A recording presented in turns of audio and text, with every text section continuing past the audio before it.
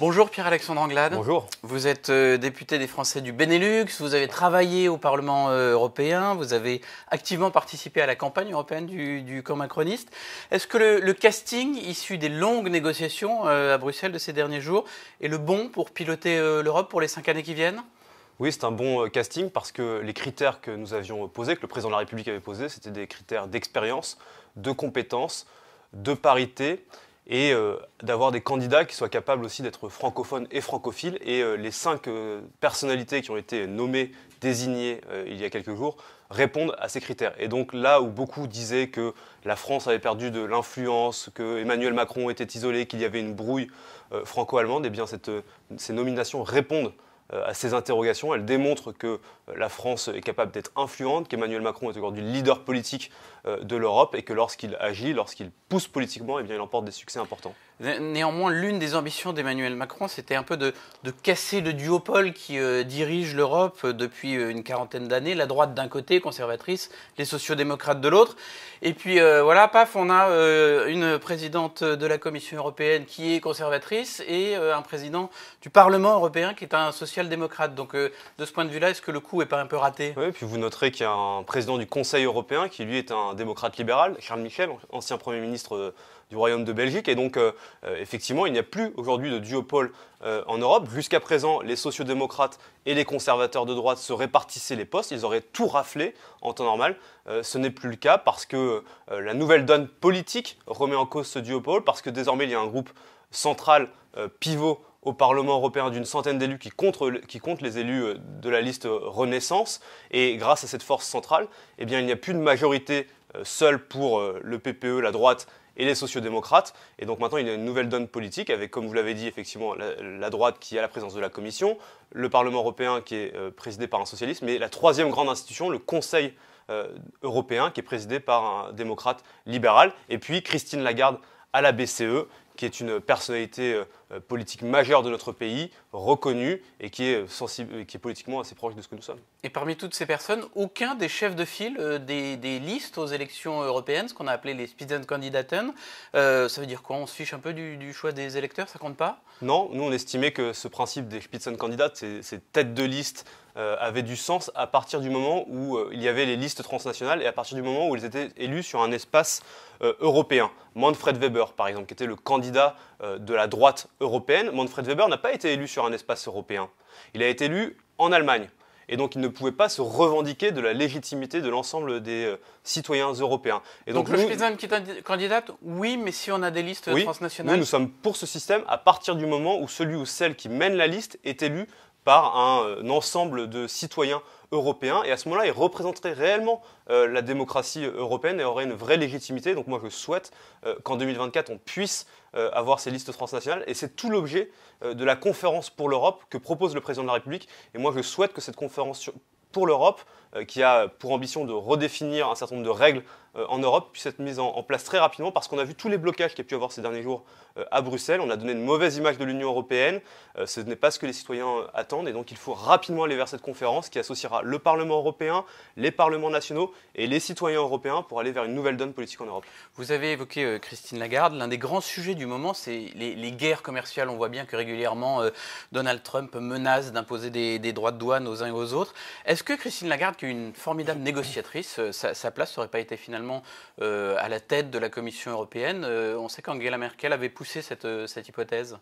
On ne va pas refaire le match. En tout cas, moi, ce que je sais, c'est que la France et l'Europe doivent se réjouir de la nomination de Christine Lagarde à la BCE, parce que la BCE est une institution qui est peut-être moins connue que les autres, mais c'est une institution fondamentale pour la force de notre euro. On a vu que la politique qui avait été menée par Mario Draghi ces dernières années avait eu un impact extrêmement important. Et donc moi, je souhaite que Christine Lagarde puisse continuer à mener cette politique, qu'elle puisse travailler pour renforcer l'euro, pour faire de l'euro une véritable puissance alternative au dollar dans l'économie mondiale. Et Christine Lagarde, de ce point de vue-là, a tous les atouts pour faire de l'euro cette véritable puissance. L'Europe de l'Est, c'est pas un peu la grande oubliée de ce marchandage ? On ne lui donne pas un peu l'impression que 15 ans après son entrée dans l'Union européenne, elle n'est pas complètement intégrée ? Moi, je suis très attaché à l'unité européenne et donc à la prise en compte des pays d'Europe centrale et orientale. Il y a aujourd'hui des pays qui effectivement ne sont pas représentés dans les fameux top jobs européens. Moi, je note cependant qu'il y a un des vice-présidents de la Commission européenne qui s'appelle Maroš Šefčovič, qui est un social-démocrate de Slovaquie, qui obtient un poste extrêmement important. Donald Tusk était le président du Conseil, un Polonais jusqu'à présent. Et puis, il y a eu aussi la rébellion des États du groupe de Visegrad dans cette négociation. Et peut-être qu'à force Pologne, Hongrie, etc. Pologne, Hongrie, Slovaquie, République tchèque, et peut-être qu'à force de trop pousser, ils se sont eux-mêmes marginalisés. Et donc, moi, je souhaite que ces pays puissent faire partie de cet ensemble européen. Ils ont un certain nombre de responsabilités, et à eux de continuer à travailler pour être représentés au plus haut niveau en Europe. On revient en France, la République En Marche est en plein processus de sélection de ses candidats pour les élections municipales. Alors il y a des endroits où ça se passe très, très bien et très facilement, comme à Bordeaux, et puis d'autres où c'est beaucoup plus compliqué. Je pense à Paris notamment, évidemment. Benjamin Griveaux semblait le grand favori. Mais Mounir Majoubi a rallié hier Cédric Villani. Est-ce que Villani n'est pas en train de montrer qu'il est le plus capable de rassembler pour aller affronter Anne Hidalgo ? Bon, déjà, moi, je me satisfais et je me félicite de la campagne qu'il peut y avoir à Paris. Parce qu'on a beaucoup souligné les bisbilles, les petites querelles qui pouvaient exister, les ambitions, et c'est normal en politique. L'inverse serait étonnant. Et moi, je trouve que tous les candidats qui sont en lice font une belle campagne. Et je trouve que c'est bien pour Paris qu'il puisse y avoir une pluralité de points de vue. Et le fait que Mounir Majoubi rallie Cédric Villani, oui, ça donne de la force à Cédric Villani. Cela étant, il y a une commission nationale d'investiture qui doit se réunir la semaine prochaine. Benjamin Griveaux a un beau projet pour Paris aussi, Cédric Villani aussi, Hugues Rançon et d'autres. Et donc ce sera à la commission d'investiture de trancher. Moi, je trouve que ce débat est bon.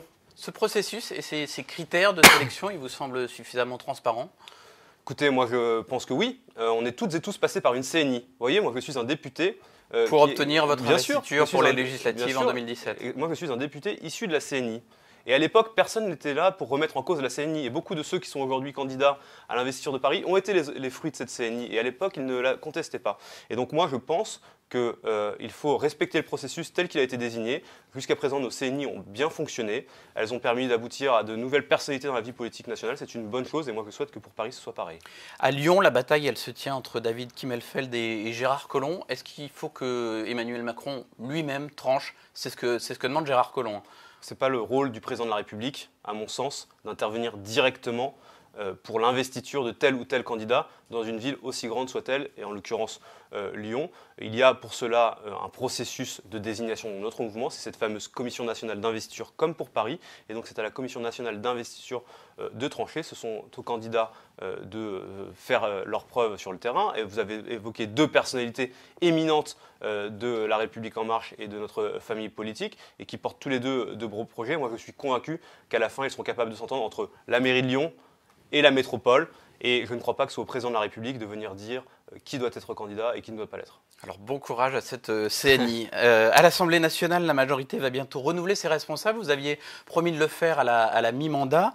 Gilles Legendre ne fait pas l'unanimité comme président du groupe, mais est-ce qu'un challenger sérieux va oser se présenter contre lui ? Bien, vous savez que c'est ce matin que s'ouvrent officiellement les candidatures aux différents postes à responsabilité. Il y a évidemment le poste de président de groupe. Moi, je salue la décision qui a été celle de Gilles Legendre de remettre son mandat en jeu. Moi, je rappelle qu'il a été élu il y a 8 mois à la tête de notre groupe, et donc il n'était pas forcément contraint de le faire, il le fait, et c'est tout à son honneur. Et puis, il y a évidemment d'autres candidats ou d'autres candidates qui vont avoir cette ambition. Attendons de voir celles et ceux qui se présentent, et ensuite, il pourra y avoir un débat. Le président de groupe, c'est évidemment extrêmement important, mais il y a aussi des renouvellements à la tête des différentes commissions. Vous vous appelez à ce qu'il y ait plusieurs candidatures pour éviter le phénomène de la candidature unique ? Je n'appelle pas forcément à ce qu'il y ait plusieurs candidatures, mais moi, j'estime que s'il y a des candidates et des candidats qui se trouvent légitimes pour porter un projet pour notre groupe, eh bien, ils ont tous les droits de se présenter. C'est ce matin que ça se fait. Il y a 2 semaines et demie de discussion ensuite à l'intérieur du groupe pour être capable d'aboutir à un choix. Mais encore une fois, moi je le dis, Gilles Legendre, il a eu le courage et l'honnêteté de se représenter alors que rien ne l'obligeait à le faire. Il y a l'esprit et il y a la loi. Et l'esprit, c'était de remettre son mandat en jeu. Et il le fait, c'est très bien. Alors vous siégez à la commission des lois. Sa présidente, Yaël Braun-Pivet, est pour le coup vraiment contestée. Elle a été affaiblie par les auditions de l'affaire Benalla. Il y aura d'autres prétendants, Didier Paris, Naïma Mouchou. Est-ce que vous avez fait un choix déjà ? Pas encore. Moi, j'attends de voir les candidatures de celles et ceux que vous évoquez à l'instant. Yael Braun-Pivet est notre présidente depuis 2 ans. Elle a fait un mandat tout à fait de qualité. Il y a eu des moments de tension politique. L'affaire Benalla n'était pas une affaire anecdotique dans notre Assemblée. Ça a suscité du remous, des débats. Il fallait être solide pour tenir les choses. C'est quoi un bon président de commission des lois ? Un bon président de commission des lois, c'est un président qui ou une bonne présidente. Ou une bonne présidente. Moi, je pense que c'est une personnalité qui est capable déjà de connaître le fond des dossiers, parce que c'est une commission extrêmement technique qui voit passer beaucoup de textes. 80% de la législation passe par la commission des lois. Et donc, c'est quelqu'un qui doit être solide sur le fond. Et puis, c'est quelqu'un qui doit être capable de tenir sa commission, parce qu'il y a des débats virulents, des débats de société sur la sécurité, sur le terrorisme et sur beaucoup d'autres, sur les migrations. Et donc, c'est des sujets extrêmement structurants qui parfois créent des passions extrêmement fortes à l'intérieur de la commission. Et donc, c'est quelqu'un qui doit être capable d'avoir un leadership naturel et qui doit être capable de tenir sa commission. Dans moins de 15 jours, les députés vont voter la ratification de l'accord commercial avec le Canada, le CETA. On voit bien qu'en ce moment, les traités de libre-échange ne sont pas très à la mode. Il y a beaucoup de critiques et de réticences autour du deal avec les pays du Mercosur. Est-ce que vous craignez que tout ça crée un climat qui puisse peut-être mettre en danger la ratification du CETA ? Moi, je pense que sur les accords de libre-échange, il faut revenir un petit peu à la raison. Et moi, je trouve que depuis 3 ou 4 jours que l'accord entre le Mercosur et l'Union européenne a été en tout cas acté et non pas encore ratifié, il y a beaucoup de passions qui se déchaînent et on mélange... Y compris au sein de la majorité. Oui, y compris au sein de la majorité. Et qu'on mélange un petit peu tout, qu'on mélange le CETA et le Mercosur. Et moi, je pense que c'est la meilleure façon de créer des gilets verts un petit peu partout dans le pays en agitant des peurs qui parfois n'ont pas lieu d'être. Moi, ce que je dis, c'est qu'il faut être évidemment extrêmement vigilant et en particulier sur le Mercosur. Aujourd'hui, l'accord en l'état, il semble être de bonne qualité. Cela étant, il ne faut pas lui donner un blanc-seing. C'est la raison pour laquelle le président de la République a dit qu'il fallait créer un groupe d'experts indépendants pour évaluer le Mercosur dans le détail, comme on l'a fait pour le CETA. On n'a pas encore tous les détails On n'a pas tous les détails. Et d'ailleurs, ça interroge sur la façon dont l'Union européenne négocie des accords commerciaux. Moi, je pense qu'il faut revoir en profondeur la façon dont la politique commerciale européenne est menée. Je pense qu'il faut associer plus étroitement les parlements nationaux dès le début du processus et non pas 10 ou 15 ans après le début de la négociation. Et on voit ce que ça crée parce que la négociation se fait. Ça arrive devant les parlements nationaux qui n'ont pas été saisis plus tôt et tous les fantasmes se créent. Et donc, le secret, l'opacité, ça amène à ce genre de situation. Donc moi, je pense qu'il faut plus de transparence, des critères environnementaux, sociaux, sanitaires beaucoup plus établis. Donc il faut créer des accords commerciaux de nouvelle génération. C'est tout l'objet de cette mandature. Et le Parlement français et les parlements nationaux doivent se saisir beaucoup plus tôt de ces questions. Et vous craignez que donc cette confusion un petit peu pénalise ou complique la ratification du CETA ? Le CETA, ça fait maintenant 2 ans qu'il est entré en vigueur de façon provisoire. On a vu que ça avait permis de créer un boom pour nos exportations au Canada, qu'on a dégagé un excédentaire commercial important. On a vu aussi que les filières sensibles, et notamment sur la filière bovine, n'avaient pas été exposées, puisque le Canada n'a utilisé que 2%, soit 1000 tonnes de son quota de bœuf. On sait aussi que les critères sanitaires et environnementaux que nous avons fixés empêchent de voir arriver le fameux bœuf aux hormones, le poisson transgénique, la viande nourrie aux farines animales. Tout ça n'arrivera pas en Europe. C'est un bon accord qui permet de protéger nos filières, nos indications géographiques protégées. Je vais prendre un exemple. Jusqu'à présent, le jambon de Bayonne était aussi produit au Canada. Il n'avait rien du jambon de Bayonne que l'on produit au Pays Basque français, il avait seulement le nom. Et bien demain, avec cet accord, ce ne sera plus possible. Le seul jambon de Bayonne que les Françaises et les Français pourront manger, c'est celui qui est produit au Pays Basque avec un savoir-faire ancestral que l'on ne retrouve pas au Canada. Merci beaucoup Pierre-Alexandre Anglade. Merci à vous.